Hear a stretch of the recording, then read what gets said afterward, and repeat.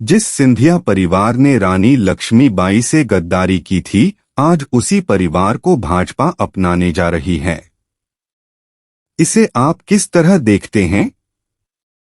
यह बात सही है कि ग्वालियर के तत्कालीन सिंधिया राजघराने में रानी लक्ष्मीबाई के साथ गद्दारी की थी, किंतु क्या यह भी सही है कि गद्दारी और देशभक्ति जेनेटिक होता है जो पीढ़ी दर पीढ़ी चलता रहता है?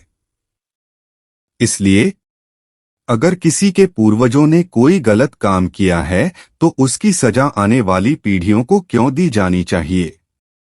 आखिर आज की पीढ़ियों का इसमें क्या दोष?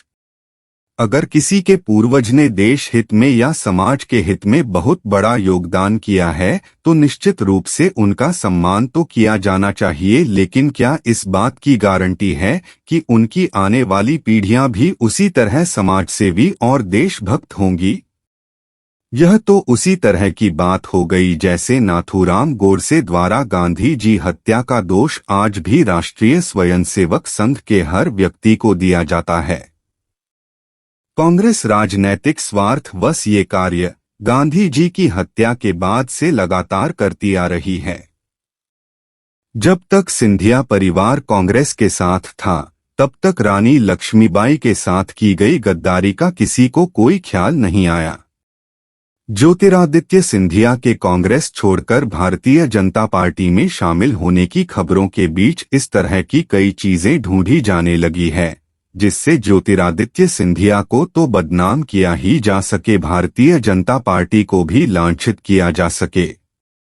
सिंधिया परिवार सबसे पहले कांग्रेस से ही जुड़ा था, जो भारत को अहिंसात्मक तरीके से ठेके पर आजादी दिलाने का दावा करती है और उसकी रॉयल्टी अब तक पूरे देश से वसूल करती आ रही है। बाद में कांग्रेस से मतभेदों के कारण सिंधिया परिवार के अधिकतर लोग पार्टी छोड़ते चले गए। उनमें राजमाता विजयाराजे सिंधिया सबसे पहले भारतीय जनता पार्टी तत्कालीन जनसंघ से जुड़ी। कभी कांग्रेस ने कुछ नहीं कहा क्योंकि उनके बेटे माधव राव सिंधिया कांग्रेस में थे। अब सिंधिया परिवार का आखिरी व्यक्ति कांग्रेस को अलविदा कह रहा है तो पूरा इतिहास पढ़ा जा रहा है। मेरे विचार से ज्योतिरादित्य सिंधिया को बहुत पहले ही कांग्रेस से निकल जाना चाहिए था। एक प्रश्न उनसे भी किया जाना चाहिए कि जिन परिस्थितियों में उनके पिता माधव राव सिंधिया की एक दुर्घटना में रहस्यपूर्ण मृत्यु हुई थी, उसके ऊपर क्या उन्हें सवाल नहीं उठाना चाहिए था? ऐसी क्या मजबूरी थी कि उन्होंने चुप रहना पसंद किया? कुछ इसी तरह की बातें समाज के बीमार और निहित स्वार्थ वाली मानसिकता के लोगों द्वारा उच्च जाति वर्ग को मनुवादी करार देकर की जाती है।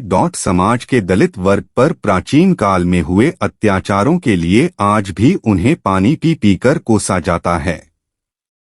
यह सर्वथा अनुचित और मूर्खतापूर्ण है। इस तरह का पाखंड चाटुकार दरबारी किस्म के लोग हमेशा से करते आए हैं। इससे सावधान रहने की जरूरत है। किसी भी व्यक्ति की देशभक्ति और गद्दारी की पहचान देश के समक्ष आज की चुनौतियों और उसके खुद के आचरण के आधार पर की जानी चाहिए।